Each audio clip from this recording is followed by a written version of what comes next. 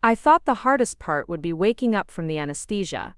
I was wrong. The hardest part was opening my eyes to find my estranged sister sitting in my favorite armchair, casually flipping through my medical records, like she was reading a magazine, while her suitcases sat stacked by my bedroom door. The morphine was still clouding my thoughts when I first noticed something was off. The familiar scent of my lavender candles had been replaced by something sharper, more clinical. My cat, Whiskers, who always greeted me at the door, was nowhere to be seen. Before we jump back in, tell us where you're tuning in from, and if this story touches you, make sure you're subscribed, because tomorrow, I've saved something extra special for you. And there was noise coming from my kitchen, the sound of someone rummaging through my cabinets with the confidence of ownership. My name is Jessica Chen, and 3 days earlier, I'd checked myself into St. Mary's Hospital for what should have been a routine gallbladder surgery. I'm 32 years old, a graphic designer who works from my converted garage studio in suburban Phoenix, Arizona. I live alone by choice, and I like it that way. No drama, no complications, no family members showing up unannounced to turn my life upside down. Except that's exactly what had happened. I struggled to sit up in my hospital bed, my incision sites screaming in protest. The nurse had warned me about the pain, about taking it easy for the first week, about not lifting anything heavier than a gallon of milk. What she hadn't warned me about was coming home to find that my sister had apparently taken up residence in my house. The last time I'd spoken to Rebecca, we'd had a screaming match over Thanksgiving dinner 2 years ago. She'd accused me of being selfish and cold, of abandoning the family when they needed me most. I'd told her exactly what I thought about her constant need for drama and her inability to take responsibility for her own choices. We hadn't spoken since. Now here she was, looking perfectly at home in my space, wearing one of my oversized sweaters and reading through papers that had absolutely nothing to do with her. Her auburn hair was shorter than I remembered, cut in a sleek bob that made her look more mature, more professional. But her eyes still held that same calculating look I remembered from childhood, the one that meant she was planning something. "Oh good, you're awake," she said without looking up from the papers. "We need to talk." "We need to what?" My voice came out as a croak. The intubation had left my throat raw, and I reached for the water glass on my bedside table with shaking hands. "Rebecca, what are you doing in my house?" She finally looked up, and I saw something in her expression that made my stomach clench with more than just post-surgical pain. There was pity there, mixed with what looked almost like guilt. "Drinking water," she said, standing up and smoothing down my sweater, with practiced movements. "You really should hydrate more. Dr. Martinez was very specific about your recovery instructions." "Dr. Martinez told you my recovery instructions?" I tried to process this information, but my brain felt like it was moving through molasses. "How do you even know who my doctor is?" Rebecca moved to the window, adjusting the blinds to let in more afternoon light. The familiarity of her movements in my space was unsettling, like she'd been living here for weeks instead of however long I'd been unconscious. "I'm your emergency contact, Jess. Have been for the past 6 months. That stopped me cold." "No, you're not. My emergency contact is Sarah from work." "Was Sarah from work?" Rebecca corrected, turning back to face me. "But Sarah moved to Portland in March, remember, and you never updated your information at the hospital. So when they couldn't reach her, they went down the list to your next of kin." I did remember Sarah moving. I also remembered being too busy with client deadlines to deal with updating my emergency contact information at every medical office I'd ever visited.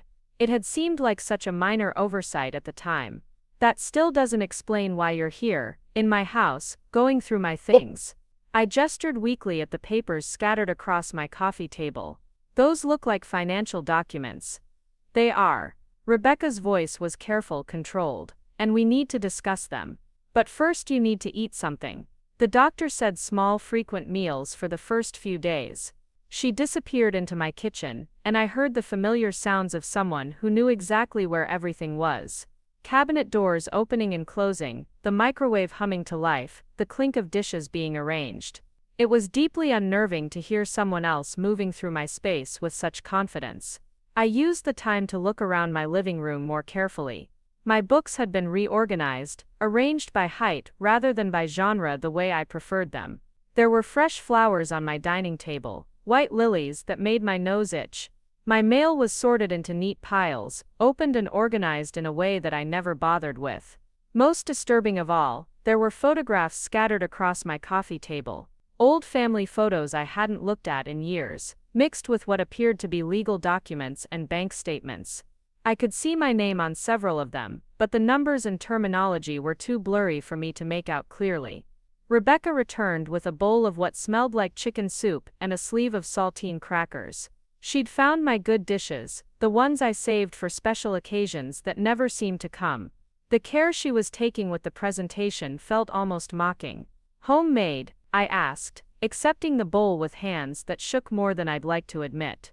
"From a can, but I added some herbs from your garden. You've got a nice little setup out there." She settled back into my armchair, watching me eat with the intensity of a nurse monitoring a difficult patient. "Though you really should do something about those weeds by the back fence." "My garden is fine," I said between careful spoonfuls. The soup was actually good, seasoned with what tasted like rosemary and thyme from the herb garden I'd spent years cultivating. "And my house is fine. What I want to know is why you think you have the right to be here." Rebecca leaned forward, her expression growing serious. "Because you're in trouble, Jess. Real trouble, and whether you want to admit it or not, I'm the only family you have left." "I'm not in trouble. I had surgery, not a nervous breakdown." "The surgery is the least of your problems." She picked up one of the documents from the coffee table, a bank statement with my name at the top. "When's the last time you looked at your accounts? Really looked at them?" I frowned, trying to think. Between the freelance work and the surgery preparation, I'd been operating on autopilot for the past few months. Direct deposits went in, automatic payments went out, and as long as there was enough left over for groceries and cat food, I didn't pay much attention to the details. "I don't know. A few weeks ago, maybe. Everything's on autopay." "Everything's on autopay," she repeated, and there was something almost sad in her voice. "Jess, you've been systematically robbed." For months, the soup suddenly tasted like cardboard in my mouth. "What do you mean robbed?" Rebecca spread several bank statements across the coffee table, arranging them chronologically. Even through my post-surgical haze, I could see the pattern she was showing me. Regular deposits from my clients, followed by the usual suspects: mortgage, utilities, insurance. But there were other withdrawals too, ones I didn't recognize. Small amounts at first, $50 or $100, but gradually increasing over time. "These," she pointed to a series of electronic transfers. "Do you recognize these?" I squinted at the numbers, trying to focus. "Medical billing company. That's what they want you to think. But I called them. They've never heard of you." Rebecca pulled out another statement, this one showing larger withdrawals. "And these are from a company called Sunshine Home Care Services. Ring any bells?" It didn't, none of it did. But the amounts were substantial, sometimes $500 or even $1,000 at a time. Over the course of 6 months, it added up to a significant chunk of my savings. "I don't understand," I said weakly. "How is this possible?" "Identity theft, most likely. Someone's been using your information to set up fake accounts and services." Rebecca's voice was gentle now, like she was explaining something to a child.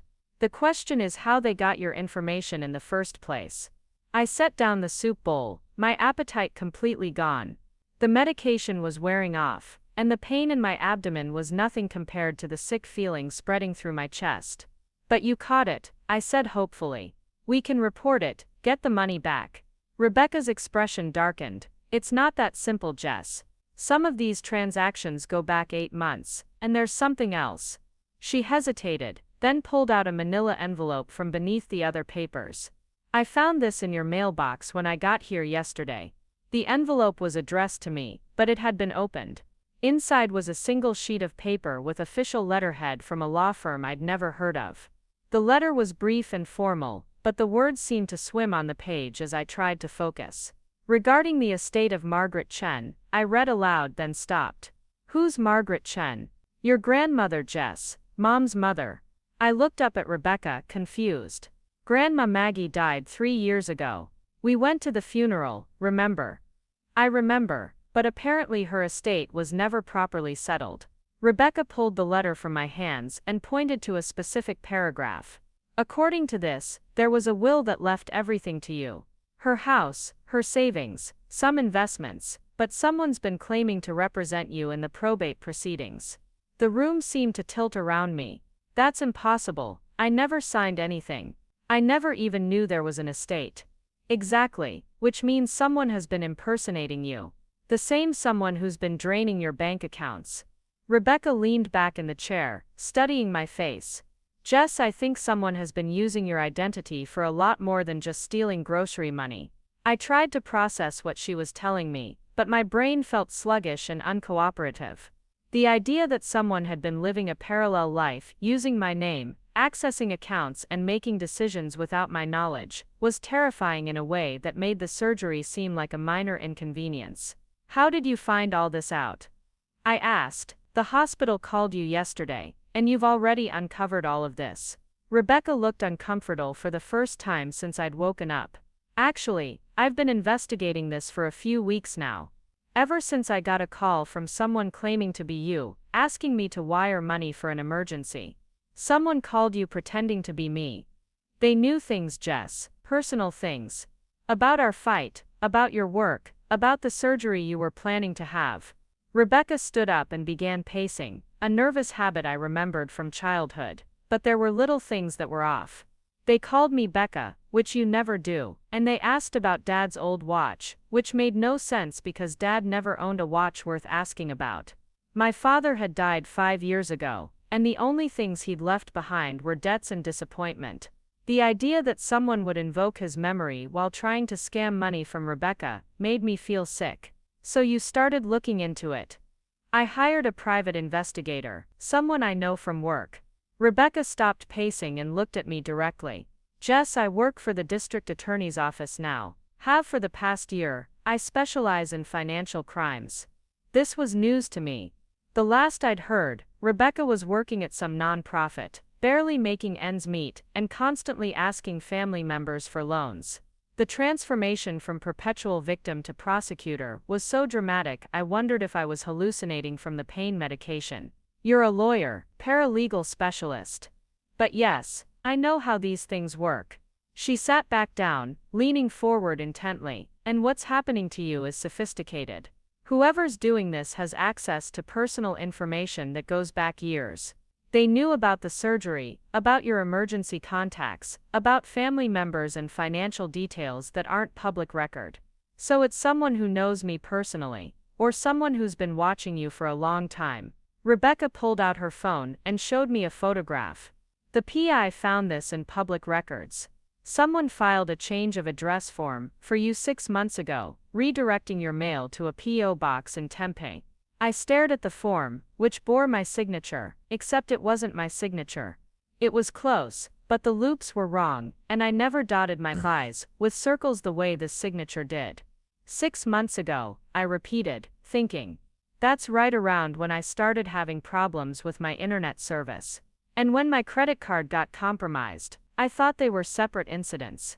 They weren't. Someone's been systematically taking over your life, piece by piece. Rebecca scrolled through more photos on her phone. The mail redirection allowed them to intercept bank statements, medical information, legal documents. Everything they needed to impersonate you convincingly.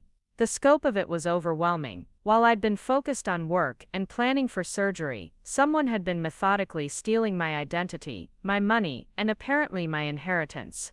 The violation felt almost physical, like waking up to find a stranger had been sleeping in my bed. Who would do something like this? I asked. That's what we need to figure out, and that's why I'm here. Rebecca put her phone away and gestured around my living room.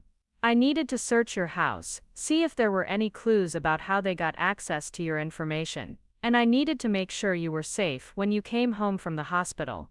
Safe from what? Think about it, Jess. Whoever's doing this has been operating under your name for months. Now that you're awake and active again, you're a threat to them. What happens when you start noticing the missing money? When you try to access accounts they've been controlling. Preparing and narrating this story took us a lot of time, so if you are enjoying it, subscribe to our channel, it means a lot to us. Now back to the story. The implication sent a chill through me that had nothing to do with the air conditioning. You think they might try to hurt me? I think they might try to silence you, permanently. Rebecca's voice was matter of fact, but I could see the worry in her eyes. Identity theft cases like this don't usually resolve quietly. There's too much money involved, too many people who could be implicated. I looked around my living room, seeing it differently now. The reorganized books, the fresh flowers, the carefully sorted mail. Rebecca hadn't just moved in to help with my recovery, she'd turned my house into a safe house. So what do? We figure out who's behind this and we stop them. Rebecca stood up and began gathering the financial documents. But first we need to secure your assets, change all your passwords, and contact the bank about freezing accounts. And we need to report the identity theft to the police. Will they believe us? They'll believe the evidence. I've been documenting everything. Rebecca pulled out a thick folder I hadn't noticed before. Bank records, phone logs, surveillance footage from the P.O. Box facility. We have enough to open an investigation. I tried to stand up, then immediately regretted it as pain shot through my abdomen. Rebecca moved quickly to help me, her hands gentle but firm as she guided me back to the bed. You need to rest, she said. The investigation can wait a few days. Can it though? I looked up at her, seeing my sister clearly for the first time since I'd woken up. The professional competence, the careful planning, the way she'd taken control of a situation that could have destroyed me. Rebecca, why are you helping me? After everything that happened between us. She was quiet for a long moment, her hands busy arranging the pillows behind my back. When she finally spoke, her voice was softer than I'd heard it in years. Because you're my sister, and because I know what it's like to have someone steal your life from you. She sat on the edge of the bed, carefully avoiding my incision sites. After our fight, after I lost my job and my apartment, I had to rebuild everything from scratch. I know how vulnerable you can be when you're not paying attention to the details. I'm sorry, I said and meant it, about the fight, about not being there when you needed help. We both said things we shouldn't have. Rebecca smoothed the blanket over my legs. But that's not what matters now. What matters is keeping you safe and getting your life back. I closed my eyes, feeling the weight of exhaustion settling over me. The pain medication was pulling me towards sleep, but my mind was racing with questions and fears. Rebecca, I said drowsily, what if we can't catch them? What if they disappear with whatever money is left? Then we'll deal with that when it happens. But I don't think they're going anywhere. Rebecca's voice was confident, reassuring. They've invested too much time and effort in this operation to abandon it now. They'll make a mistake, and when they do, we'll be ready. As I drifted off to sleep, I heard Rebecca moving around my house, the sound of someone keeping watch. For the first time since waking up, I felt something approaching safety. My sister had invaded my space and taken over my life, but unlike the unknown thief who'd been doing the same thing for months, Rebecca was on my side. When I woke up again, it was dark outside, and the house was quiet except for the soft sound of typing coming from my office. I found Rebecca sitting at my computer, surrounded by printouts and legal pads covered with notes. She'd changed into pajamas, my pajamas, and had her hair pulled back in a messy bun. Find anything interesting? I asked, settling carefully into the spare chair. Maybe. Rebecca turned the monitor so I could see the screen. I've been going through your email accounts, looking for any suspicious activity. Most of it's just the usual stuff, but there's something weird about your pharmacy notifications. She pointed to a series of emails from my local CVS, confirming prescription pickups for medications I'd never heard of. The dates went back 4 months, always on Tuesdays around lunchtime. Heart medication, diabetes supplies, blood pressure monitors. Rebecca read from the list, all picked up using your insurance information. But I don't have any of those conditions. Exactly, someone's been using your insurance to get medications, probably to resell them. Rebecca scrolled through more emails. And look at this. They've been having the prescriptions transferred to different locations each time. Never the same pharmacy twice, so they're smart enough to avoid patterns. Smart but not perfect. Rebecca highlighted one of the email addresses. All the transfer requests came from the same email account. A Gmail address that was created 6 months ago. 6 months ago, the same timeline as the mail redirection, and the first unauthorized bank withdrawals. Whoever was doing this had planned carefully, but they'd also been active for a finite period of time.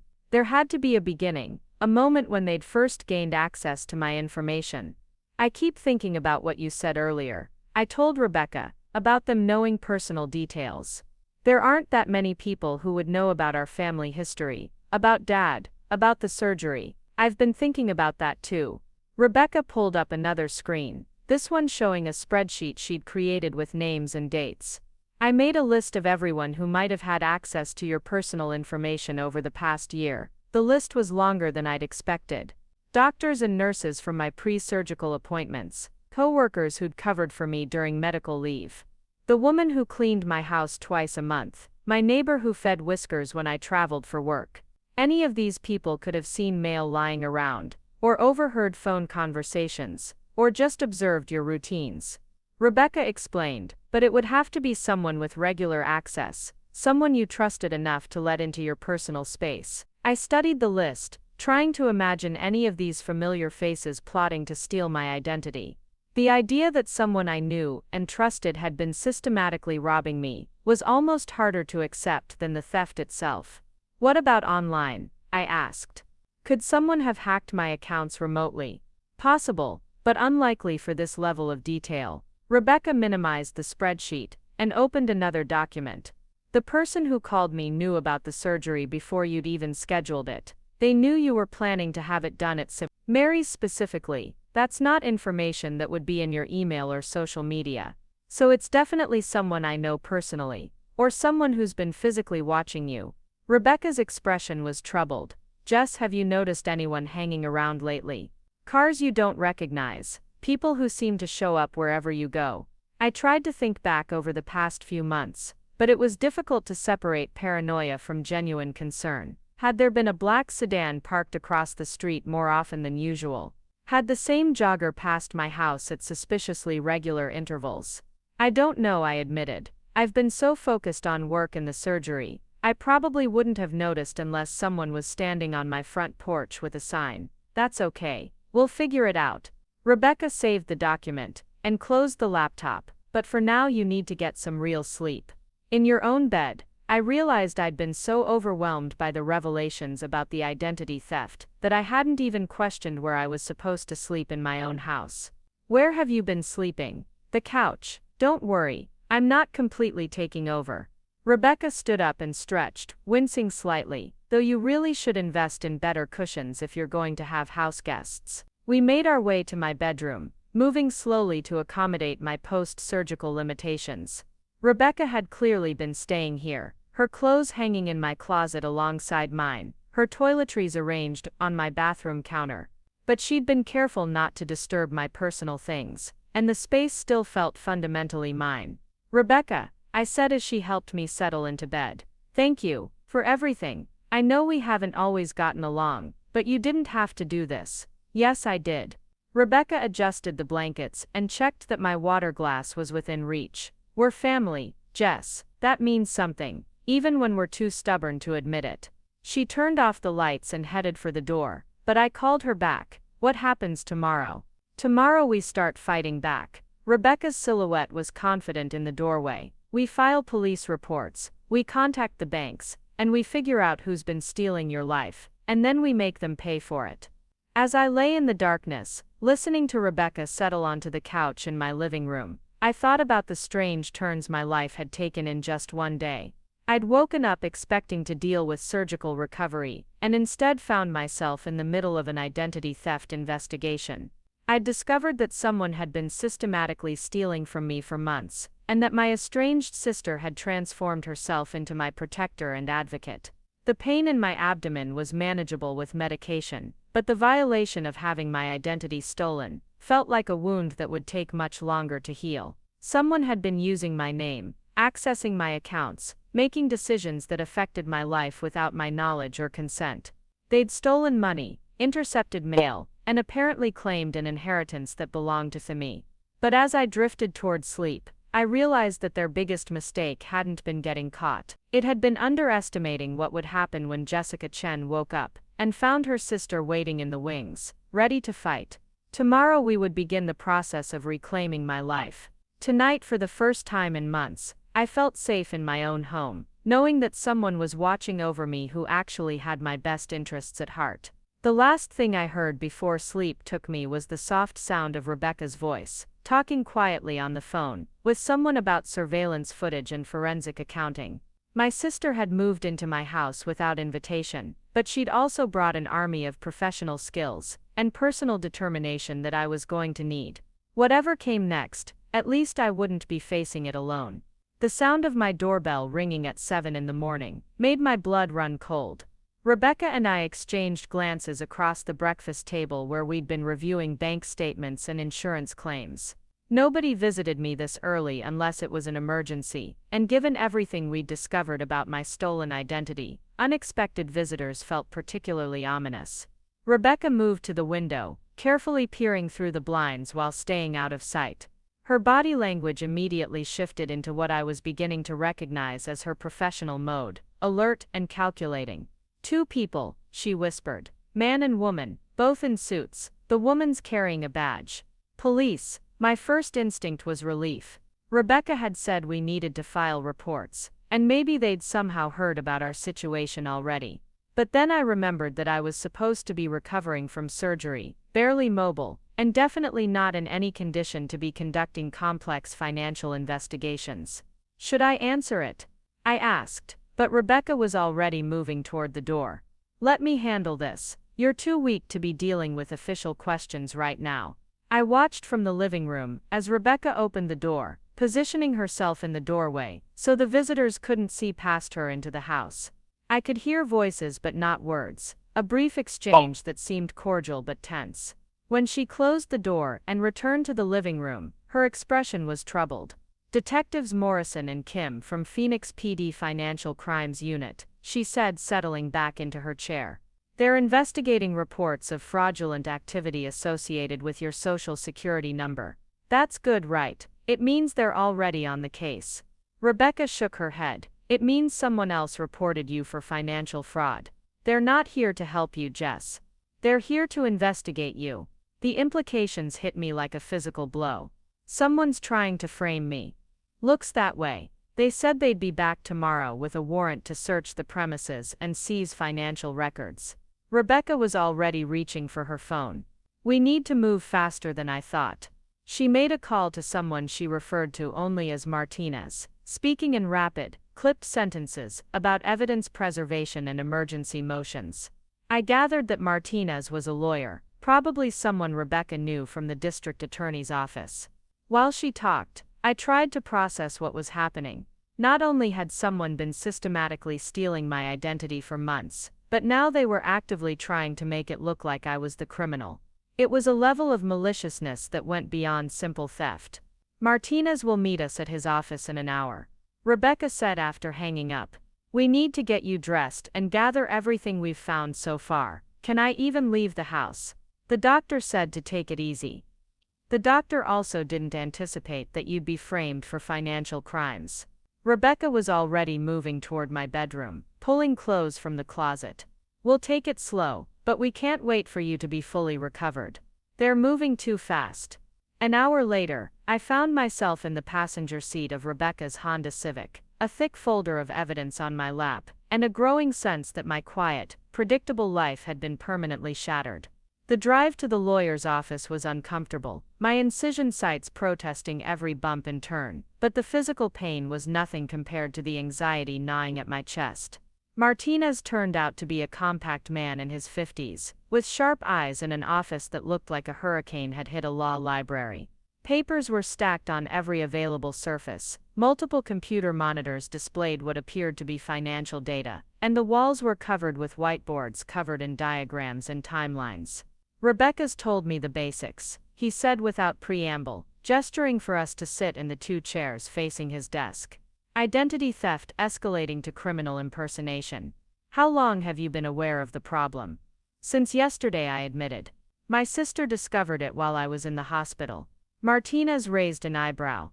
"Rebecca, you said this has been going on for months. Your sister had no idea." "None." The perpetrator was careful to avoid detection. "Small amounts at first, transactions designed to look legitimate." Rebecca pulled out the bank statements we'd organized the night before. But it escalated recently. Larger withdrawals, more sophisticated impersonation. And now someone's reported her to the police. Martinez studied the documents, his expression growing more serious. This isn't random, Jessica. Someone planned this very carefully. That's what we think too, but we don't know who. Martinez turned to one of his computer monitors, typing rapidly. I'm running your social security number through the criminal database. Let's see what kind of activity has been reported. The results made my stomach drop. According to the official records, Jessica Chen had been flagged for suspicious banking activity, potential welfare fraud, and improper use of medical insurance. The reports dated back 3 months and had been filed by multiple agencies. Someone's been building a case against you, Martinez said grimly, creating a paper trail that makes you look like the perpetrator instead of the victim. But I was in surgery yesterday. How could I be committing fraud while unconscious in a hospital? That's exactly the kind of alibi we need to preserve. Martinez turned to Rebecca. Did you document her medical timeline? Hospital admission records, surgical logs, everything. Plus I have security footage from the hospital parking garage showing when I arrived and when we left. Rebecca had clearly been thinking several steps ahead, but they've been careful about timing. Most of the suspicious activity happened when Jess would have been home alone, no witnesses. Martinez pulled up another screen, this one showing a timeline with dates and locations marked in different colors. Someone's been studying your sister's routines for a long time, Jessica. They knew when you worked from home, when you traveled, when you had medical appointments. The idea that someone had been watching me so closely made my skin crawl. I thought about all the times I'd felt vaguely uneasy, noticed cars that seemed familiar, or had the sensation of being observed. I'd dismissed it as paranoia or post-surgical anxiety. The question is how they gained access to your personal information in the first place. Martinez continued. Credit reports, medical records, family history. This level of detail suggests either a data breach or inside access. Inside access. Someone who works for a company that has legitimate reasons to access your information. A bank employee, insurance adjuster, medical office staff. Martinez leaned back in his chair. Or someone who has personal access to your home or computer. Rebecca and I exchanged glances. We'd discussed this possibility, but hearing it from a lawyer made it feel more real and more frightening. We made a list of people who might have had access. Rebecca said, pulling out her notes from the previous night, but it's a long list and we don't have any way to narrow it down. Actually, we might. Martinez turned to another monitor, this one displaying what looked like a map with red dots scattered across it. I have a contact at the FBI, who specializes in financial crimes. She owes me a favor and this case is sophisticated enough that it might interest her. The FBI. I felt overwhelmed by how quickly this was escalating. Is that really necessary? Jessica, someone has committed federal crimes using your identity. They've crossed state lines, used the postal system to commit fraud, and stolen federal benefits. Martinez's expression was serious. This isn't a local police matter anymore, and frankly, local police might not have the resources to investigate properly. He made a call while Rebecca and I waited, discussing our case in legal terminology. I barely understood. When he hung up, he looked more optimistic than he had since we'd arrived. Agent Sarah Williams will meet with us this afternoon. She's driven up from the Tucson office. Martinez began gathering papers into organized stacks. But first we need to get ahead of the local investigation. Rebecca, you said they're coming back tomorrow with a warrant. That's what they said. Then we need to file our own reports today. Establish Jessica as the victim before they can solidify the narrative that she's the perpetrator. Martinez handed Rebecca a thick stack of forms. Fraud reporting, identity theft affidavits, insurance claims. We need to document everything. The next few hours passed in a blur of paperwork and phone calls. Rebecca proved invaluable, her experience with legal procedures allowing her to navigate the bureaucracy efficiently, while I struggled to keep up with the details. Every form seemed to require information I wasn't sure about, dates I couldn't remember, account numbers I'd never paid attention to. This is harder than I thought it would be, I admitted during a brief break, massaging my temples where a headache was building. That's part of their strategy, Martinez said, Identity theft is deliberately confusing and overwhelming. Most victims give up partway through the process because it's so complicated and time-consuming. But we're not giving up. No, we're not, and we have advantages they probably didn't count on. Martinez gestured toward Rebecca. Your sister's professional background, my contacts in federal law enforcement, and most importantly, the fact that you discovered the theft before they could complete whatever their endgame was. What do you think their endgame is? Martinez and Rebecca exchanged a look that made me nervous. The inheritance, Rebecca said finally. Grandma Maggie's estate. If they can establish you as financially irresponsible or criminally fraudulent, they might be able to contest your claim to the inheritance. But the will was clear. Everything was left to me. Wills can be challenged, especially if the beneficiary appears to be unfit to manage the assets. Martinez pulled up another document on his computer. According to the probate records, someone's been representing themselves as your legal representative in the estate proceedings. Without my knowledge or consent. Exactly, they've been positioning themselves to inherit your grandmother's assets, while simultaneously destroying your credibility and financial stability. Martinez's expression was grim. It's sophisticated, patient, and incredibly cruel. The scope of the conspiracy was staggering. Someone hadn't just stolen money from my bank account, they'd orchestrated a months-long campaign to steal my entire inheritance by making me appear unworthy of it. How much money are we talking about? I asked. Rebecca consulted her notes. The house alone is worth about $400,000. Then there are savings accounts, investment portfolios, some collectibles, probably close to $700,000 total. $700,000. More money than I'd ever imagined having, certainly enough to justify the elaborate scheme someone had constructed around my identity. No wonder they were willing to invest so much time and effort, I said, and no wonder they're trying to frame you now, Martinez added. If you're convicted of financial crimes, it becomes much easier for them to claim the inheritance was obtained fraudulently. Agent Williams arrived at 3 o'clock, a tall woman with prematurely gray hair, and the kind of focused attention that made me feel like she was cataloging every detail of my appearance and behavior. She listened to our presentation without interrupting, occasionally making notes in a small leather portfolio.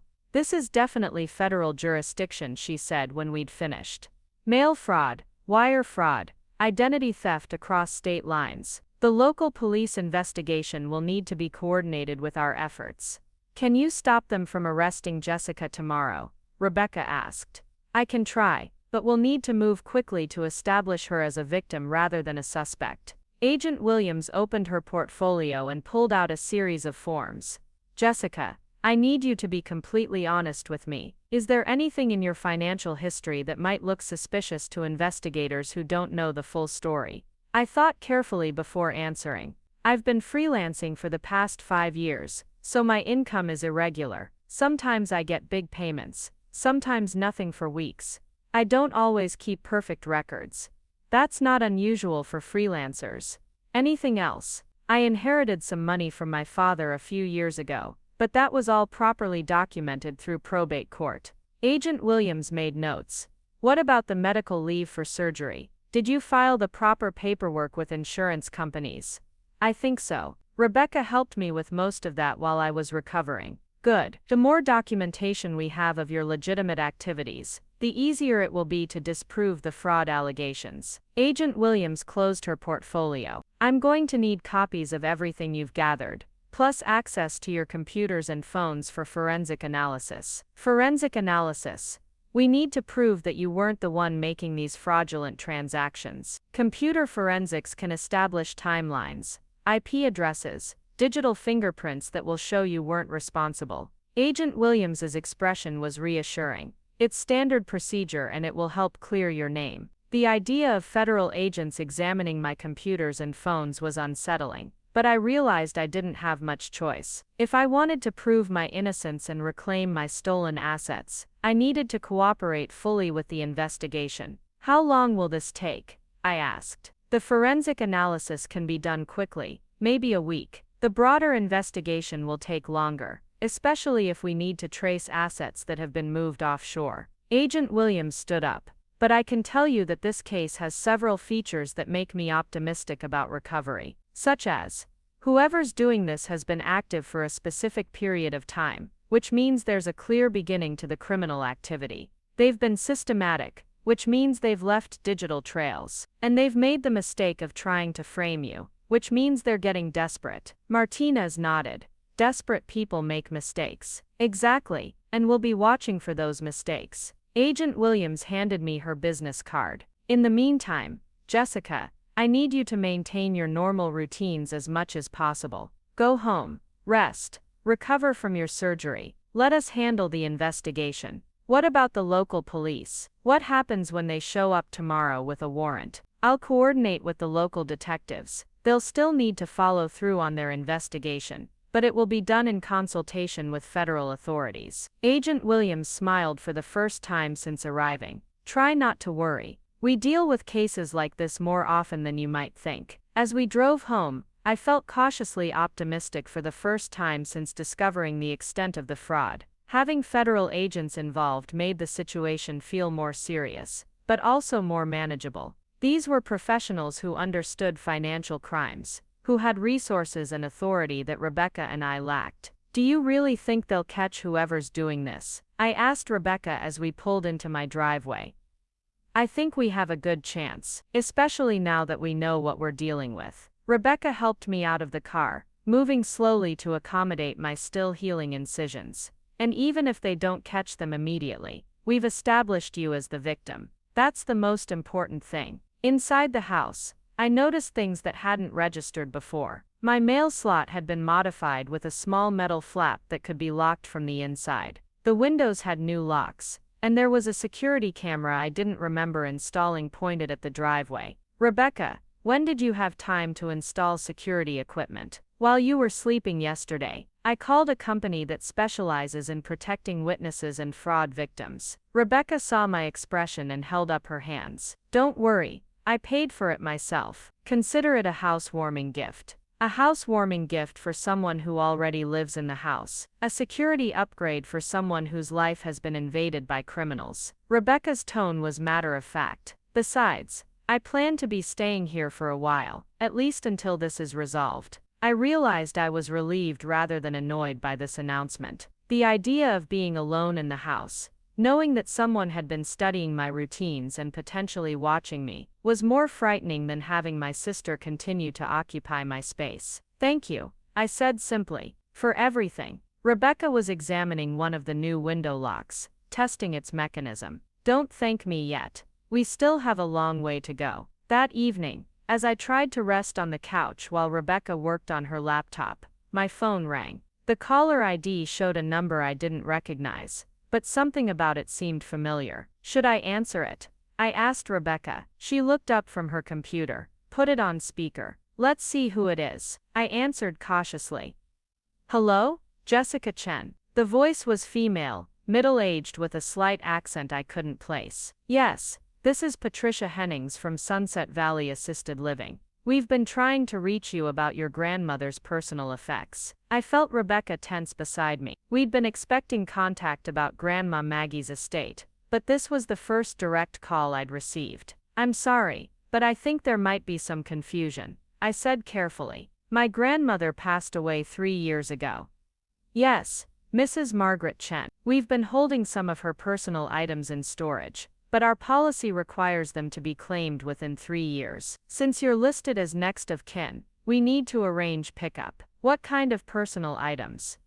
"Furniture, books, some jewelry, things that weren't included in the estate sale." Patricia's voice sounded genuinely helpful. "We tried calling your previous number, but it was disconnected." Rebecca was frantically typing on her laptop, probably checking whether Sunset Valley Assisted Living was a legitimate facility. "Can I call you back?" I asked. "I need to check my calendar." "Of course, but please don't delay too much longer. After 90 days, we're required to donate unclaimed items to charity." She hung up, and Rebecca immediately turned her laptop screen toward me. "Sunset Valley Assisted Living is real," she said. "But according to their website, they specialize in memory care for dementia patients. Grandma Maggie didn't have dementia. She was living independently until she died."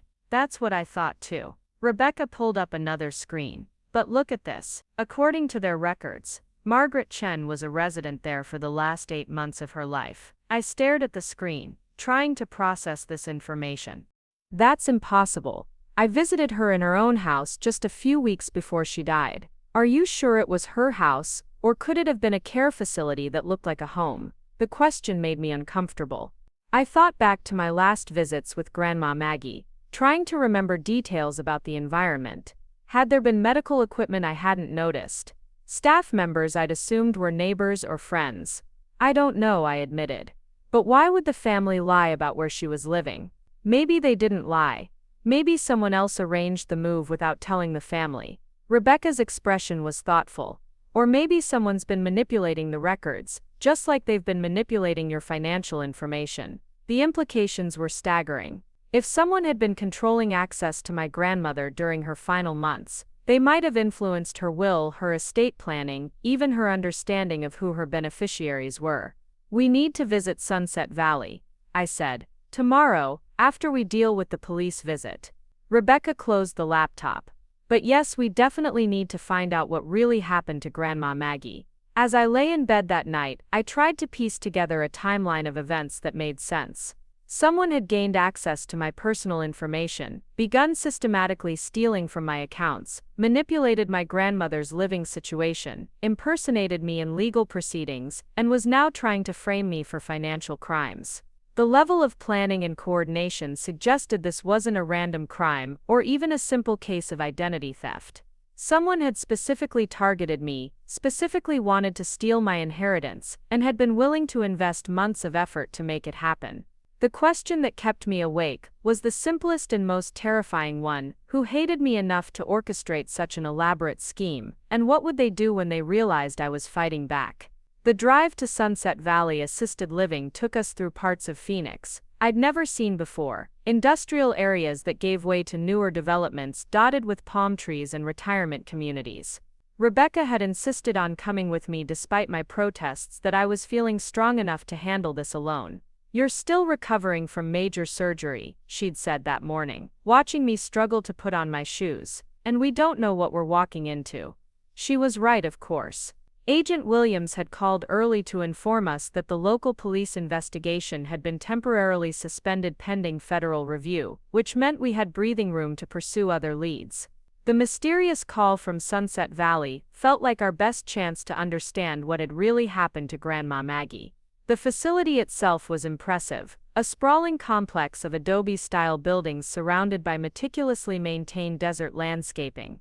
Nothing about it suggested the kind of place where secrets were hidden or elderly residents were exploited. If anything, it looked like an expensive resort.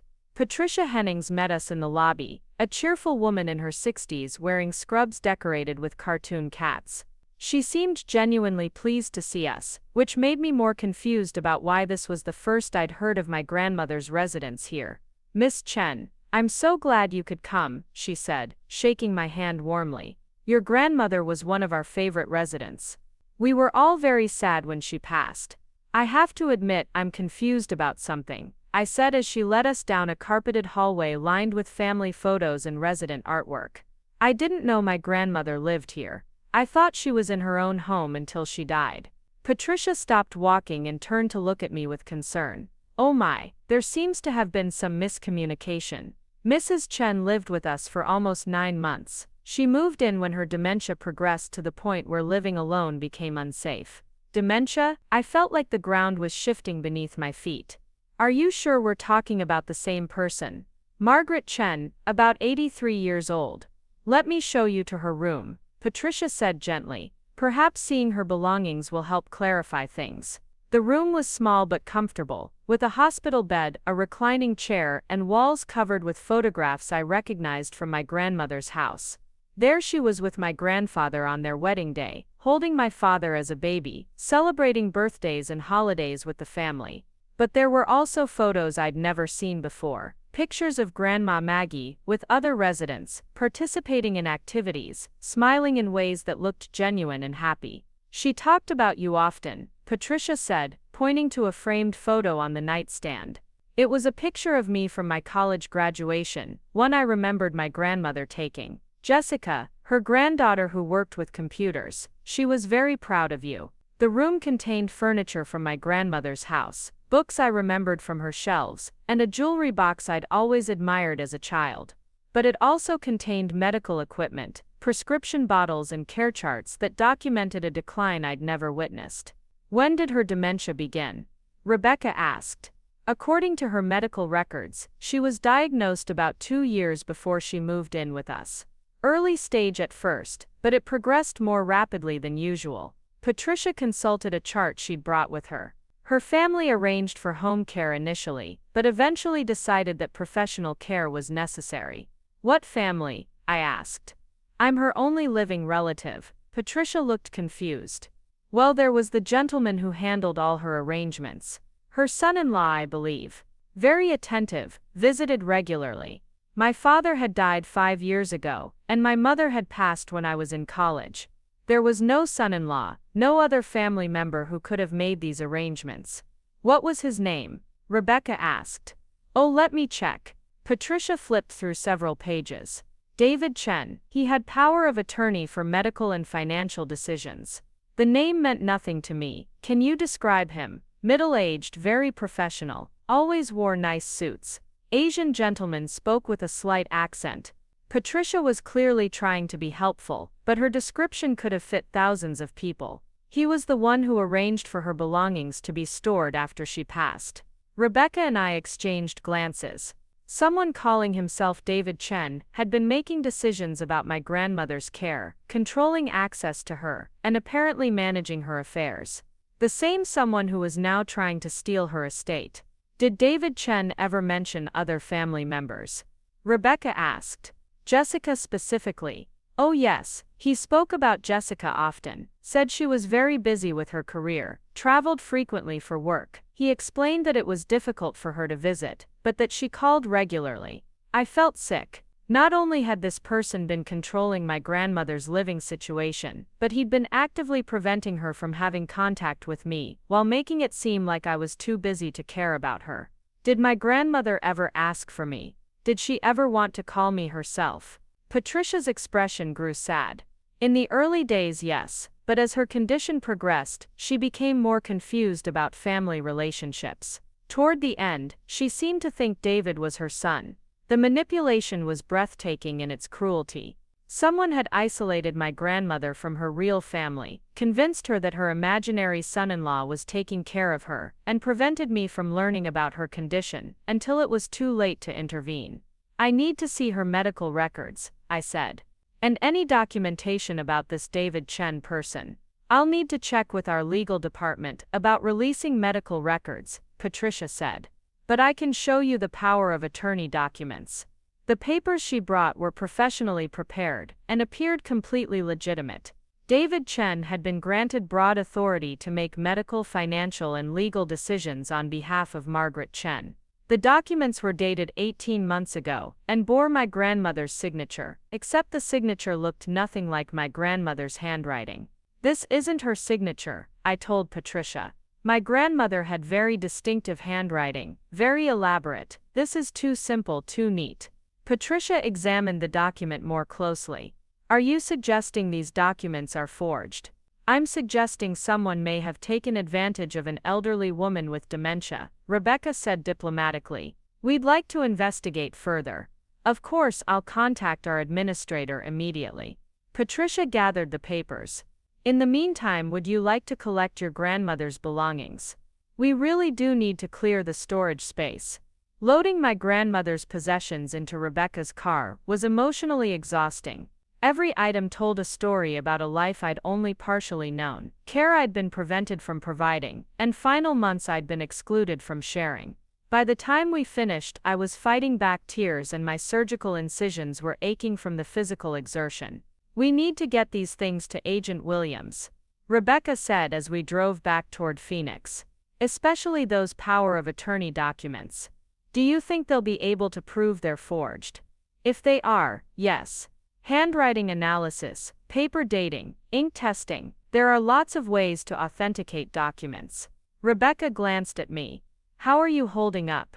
I keep thinking about her being alone there, asking for me, and being told I was too busy to care. The guilt was overwhelming, even though I knew intellectually that I'd been deceived. What if she died thinking I'd abandoned her? She didn't think that, Jess. Patricia said she talked about you often, said she was proud of you. Even with dementia, she remembered loving you. We stopped at a drive-through pharmacy to pick up pain medication for me, and while we waited in line, Rebecca's phone rang. The caller ID showed Agent Williams.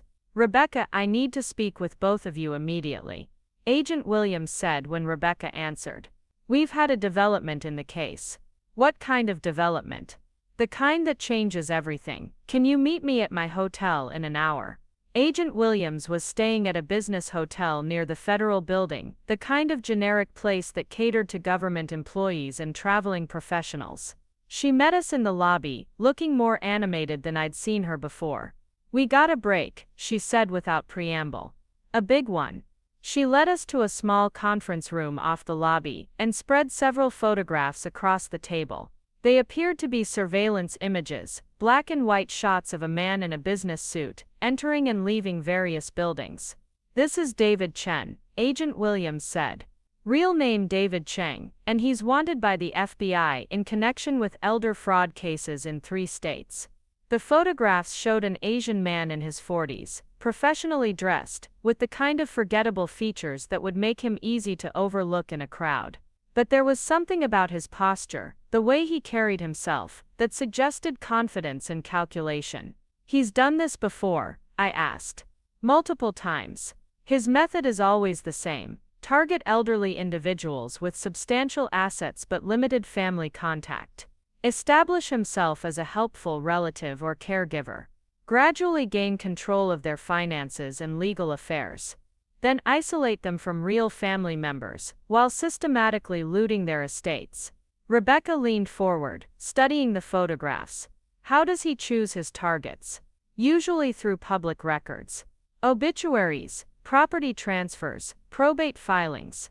He looks for elderly people who've recently lost spouses, who own valuable property, and who don't have large extended families." Agent Williams pulled out another document. "In your grandmother's case, he probably identified her after your grandfather died." The timeline made sense. My grandfather had passed away about 3 years ago, leaving my grandmother alone in a large house, with substantial assets and only one grandchild who lived across the country and didn't visit often enough. So he deliberately targeted her because she was vulnerable. "And because you were the perfect fall guy," Agent Williams continued. "Young, busy with your career, geographically distant, easy to paint as neglectful or greedy when it came time to contest the will. But how did he get access to my personal information?" Agent Williams smiled grimly. "That's where it gets interesting. David Chang has been working with an accomplice, someone with access to medical and financial databases. We think it's an employee at one of the companies that process insurance claims or medical records. Someone who works in the healthcare system. Most likely, someone who could access your medical appointments, insurance information, even surgical schedules." Agent Williams arranged the photographs in chronological order. "They've been planning this for almost 2 years, since shortly after your grandfather's death." The scope of the conspiracy was staggering. While I'd been living my normal life, working and planning for surgery, 2 people had been methodically constructing an elaborate scheme to steal my inheritance and destroy my credibility. "Have you arrested them?" "Not yet. But we're close." Agent Williams gathered the photographs. "David Chang has been using the same patterns for years, and we've been tracking him across multiple jurisdictions. Your case gave us the evidence we needed to connect him to the other frauds. What happens now? Now we set a trap. Chang doesn't know we've identified him, which means he's still operating under the assumption that he can complete the fraud." Agent Williams's expression was determined. "We're going to let him think he's succeeded, and then we're going to catch him in the act." Rebecca looked skeptical. "That sounds dangerous. What if something goes wrong?" "We'll have backup. Multiple agencies, full surveillance. Jessica will be completely protected." Agent Williams turned to me. "But we'll need your cooperation. You'll have to act normal, maintain your routines, maybe even play into their hands a little bit." "What do you mean?" Chang's been trying to make you look financially irresponsible and emotionally unstable. If you suddenly start acting completely competent and organized, he might get suspicious. Agent Williams pulled out a thick folder. We need him to believe his plan is working so he'll make the final moves to claim the inheritance. The idea of deliberately appearing incompetent while criminals tried to steal my life savings was terrifying, but I could see the logic. If Chang thought he was succeeding, he'd be more likely to make mistakes. How long would this take? A few weeks at most. Chang's been accelerating his timeline, probably because of the surgery and the police investigation. He's getting impatient. And you're sure you can protect Jessica? Rebecca asked. I'm sure, but there is one more thing. Agent Williams hesitated. Chang's accomplice is still unknown. It could be someone Jessica interacts with regularly, someone she trusts. Until we identify them, we need to be careful about who knows about the investigation. The implications were chilling. Someone I knew, someone I'd trusted with personal information, had been betraying me for months. Every medical appointment, every insurance claim, every routine interaction might have been an opportunity for information gathering. Do you have any suspects? We're analyzing the data now, looking for patterns in when information was accessed, who had legitimate reasons to view your records. Agent Williams closed the folder. In the meantime, try to think about anyone who's shown unusual interest in your personal life lately. As we drove home, I tried to mentally review every interaction I'd had over the past year. Doctor's appointments, insurance calls, even casual conversations with neighbors or coworkers. Had someone been asking too many questions, showing too much interest in my schedule or my family? This is going to drive me crazy, I told Rebecca, wondering if every person I talk to is the one who's been spying on me. Just focus on getting through the next few weeks, Rebecca said. Let the FBI do their job while you recover from surgery and pretend everything is normal. Normal, right? I laughed bitterly.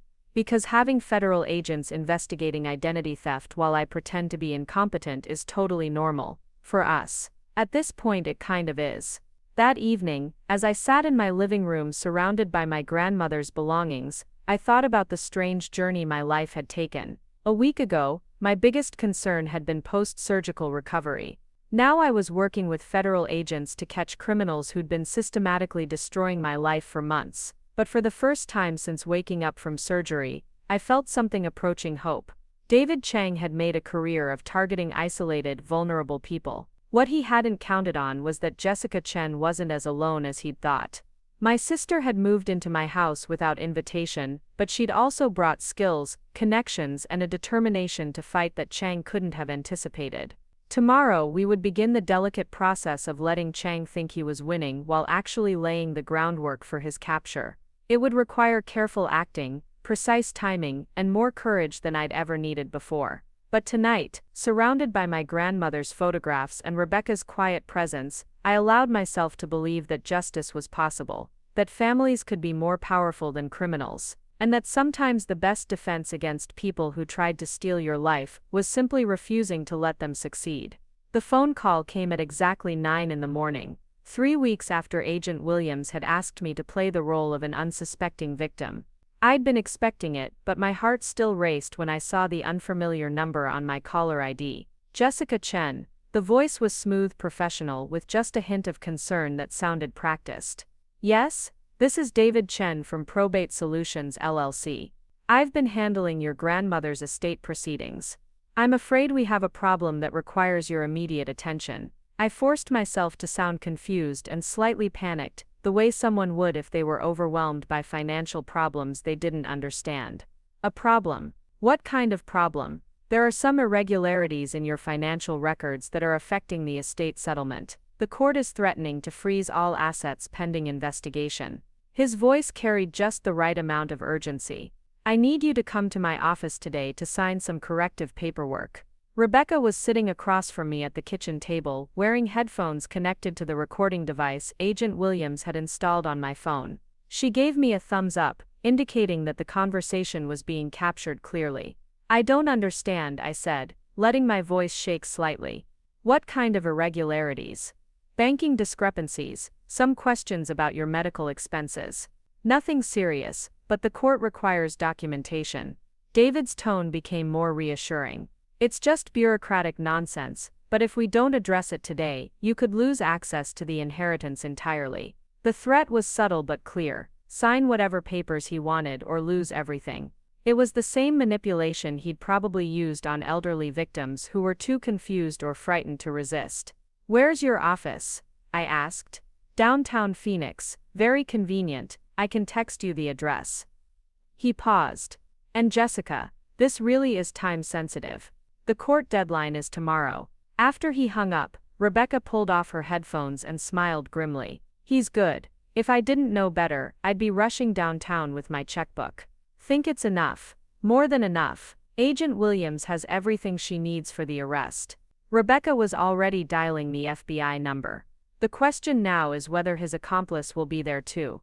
30 minutes later, my house was full of federal agents wearing casual clothes and carrying concealed recording equipment. Agent Williams briefed me on the plan, while technicians tested the tiny camera hidden in my jacket button. "Chang's office is on the 15th floor of a downtown building," she explained. "We'll have agents in the lobby, on his floor, and monitoring from across the street. You'll never be out of our sight. What if something goes wrong?" "Nothing will go wrong. You go in, let him explain his scam, and when he asks you to sign documents, you stall. Ask questions, act confused, give us time to move into position." Agent Williams adjusted the camera to make sure it was invisible. "The moment he produces forged documents or tries to coerce you into signing anything, we have him." Rebecca squeezed my hand. "I'll be in the van outside. If anything feels wrong, just say the safe word and we'll come in immediately." The drive downtown felt surreal. After weeks of feeling helpless and violated, I was finally taking action against the people who'd tried to destroy my life. My surgical incisions had healed enough that I could move normally, but I still felt vulnerable in ways that had nothing to do with physical recovery. Chang's office was in a gleaming high-rise filled with legitimate businesses, which made his operation seem even more insidious. He'd hidden his criminal enterprise behind the facade of professional respectability, probably fooling dozens of elderly victims who trusted his polished presentation. The office itself was small but expensively furnished, with diplomas and certificates covering the walls. David Chang looked exactly like his surveillance photos, but in person he radiated a charisma that made his success as a con artist more understandable. "Jessica,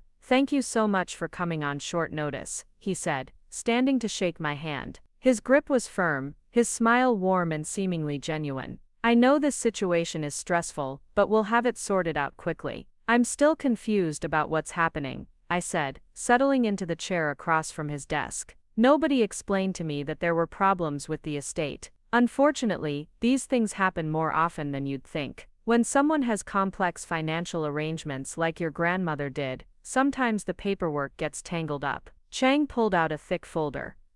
"The good news is that it's all fixable." He spread several documents across his desk, pointing to highlighted sections and speaking in the kind of technical language designed to confuse rather than clarify. I nodded along, playing the role of someone who was overwhelmed and grateful for his expertise. "The court just needs your signature on these corrective affidavits," he said finally, producing a pen with a flourish. "Once we file these, the inheritance will be released within 48 hours. I leaned forward to examine the documents more closely, buying time the way Agent Williams had instructed. The papers looked official, but I could see they were designed to transfer power of attorney to Chang and authorize him to claim my grandmother's assets. "This seems like a lot of legal language," I said. "Maybe I should have a lawyer look at these first." Chang's smile flickered almost imperceptibly. "Of course that's your right, but I should mention that court deadlines don't wait for legal consultations. If these aren't filed by tomorrow, the estate could be tied up for months or even years. The probate system is notoriously slow, especially when there are questions about the beneficiary's financial stability." Chang's voice carried a subtle threat. "And I have to tell you, Jessica, some of the irregularities in your records are quite serious." "What kind of irregularities?" "Unexplained cash withdrawals, suspicious insurance claims, some concerns about your mental capacity during your recent medical procedures." Chang leaned back in his chair, studying my reaction. "Nothing that can't be explained, but enough to make the court cautious about releasing a substantial inheritance." The manipulation was masterful. He was simultaneously threatening me with financial ruin while positioning himself as my only salvation. I could understand how elderly victims, especially those with cognitive impairment, would feel they had no choice but to trust him. I need these signatures today, Jessica, Chang continued, his tone becoming more insistent. I've already spent considerable time and resources handling your grandmother's affairs. If you're not prepared to cooperate, I'll have to withdraw from the case entirely. That was my cue. I reached for the pen, then hesitated. You've been working on this for a long time? Almost 2 years, since shortly after your grandfather passed away. Chang's confidence was returning. Your grandmother specifically asked me to look after your interests. She talked about me, often. She was very concerned about your financial management skills, your tendency to make impulsive decisions. Chang's smile was almost paternal now. She wanted to make sure you'd be protected from yourself. The cruelty of using my grandmother's supposed concerns against me was breathtaking. Chang had isolated her, probably convinced her that her granddaughter was irresponsible, and was now using those manufactured doubts to justify stealing her estate. I don't remember being impulsive with money, I said carefully. Well, there was the surgery you had without proper insurance authorization, the credit problems you've been having, the suspicious banking activity. Chang tapped the documents with his pen. These are all matters of public record now, Jessica. The court is aware of them. Banking activity, unexplained transfers, irregular deposits, the kind of patterns that suggest either financial mismanagement or possible fraud. Chang's expression became sympathetic. I'm not judging you, but these things create legal complication. I realized he was describing his own criminal activity, but attributing it to me. The banking irregularities were his thefts. The suspicious transfers were his manipulations, but he'd structured everything to make it appear that I was the one behaving erratically. So if I sign these papers, all of that goes away. The estate gets settled, the inheritance gets released, and you can move on with your life. Chang held out the pen again. It's really the best solution for everyone. I reached for the pen, and at that moment the office door burst open. Agent Williams entered with 2 other federal agents, their weapons drawn and badges clearly visible. FBI, David Chang, you're under arrest for elder fraud, identity theft, and money laundering. Chang's reaction was swift and telling. Instead of appearing confused or protesting his innocence, he immediately began destroying documents, shoving papers into a shredder that had been hidden behind his desk. Jessica, step away from the desk,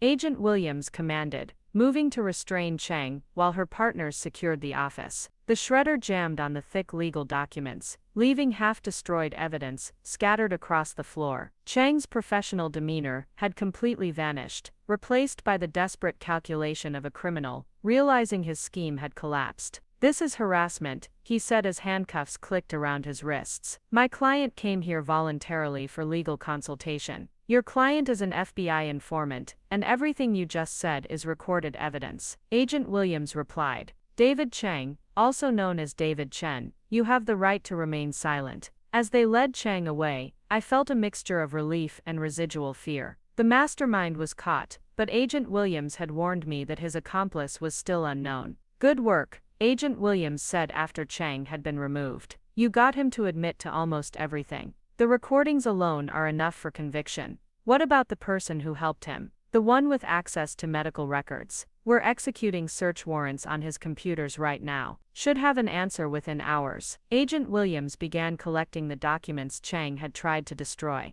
But the important thing is that the primary threat is neutralized. Rebecca met me in the lobby, her face glowing with satisfaction. How does it feel to catch a predator? Terrifying and amazing at the same time. I realized my hands were shaking from adrenaline. Is it really over? The criminal part is over. There's still paperwork, asset recovery, probably months of legal proceedings. Rebecca put her arm around my shoulders as we walked toward the exit. But yes, the danger is past. 2 days later, Agent Williams called with the final piece of the puzzle. Chang's computer had revealed his accomplice, Maria Santos, a clerk at the medical billing company that processed insurance claims for my doctor's office. She had access to patient schedules, insurance information, even surgical dates. Agent Williams explained over coffee at my kitchen table. She'd been feeding Chang information about potential victims for over 3 years. How many people did they target? At least 12 that we can prove, probably more. You were just the latest in a long line of victims. Agent Williams smiled. But you were also the one who brought them down.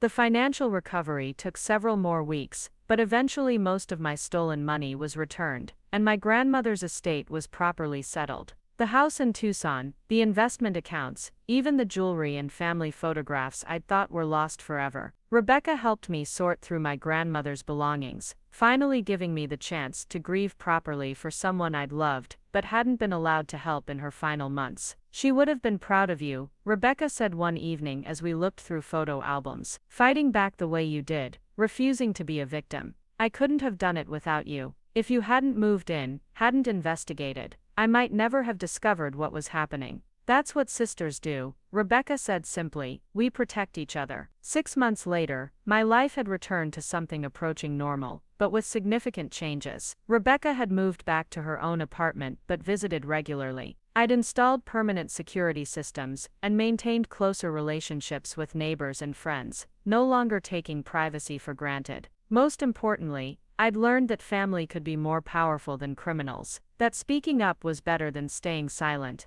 and that sometimes the worst violations could lead to the strongest connections. Chang was sentenced to 12 years in federal prison. Maria Santos received 5 years. The money they'd stolen from elderly victims was returned where possible, and new protocols were implemented to prevent similar scams. But for me, the real victory wasn't the criminal convictions or the financial recovery. It was the relationship I'd rebuilt with my sister, the confidence I'd gained from fighting back, and the knowledge that I'd helped protect other potential victims from becoming the next targets of sophisticated predators. The scar from my surgery had faded to a thin line, barely visible unless I looked for it. The emotional scars from the identity theft had healed more slowly, but they'd also taught me valuable lessons about trust, family, and the importance of paying attention to the details of my own life. Sometimes I still thought about David Chang's smooth voice on the phone, his professional demeanor, his calculated manipulation of elderly victims who trusted him. But mostly I thought about how his biggest mistake had been underestimating the power of sisters who refused to be separated. The determination of investigators, who cared about justice, and the resilience of someone who'd been knocked down but chose to get back up and fight. My life as Jessica Chen had been stolen for months, but I'd taken it back on my own terms, surrounded by people who cared enough to help me reclaim it. Up next, you've got 2 more standout stories right on your screen. If this one hit the mark, you won't want to pass these up. Just click and check them out.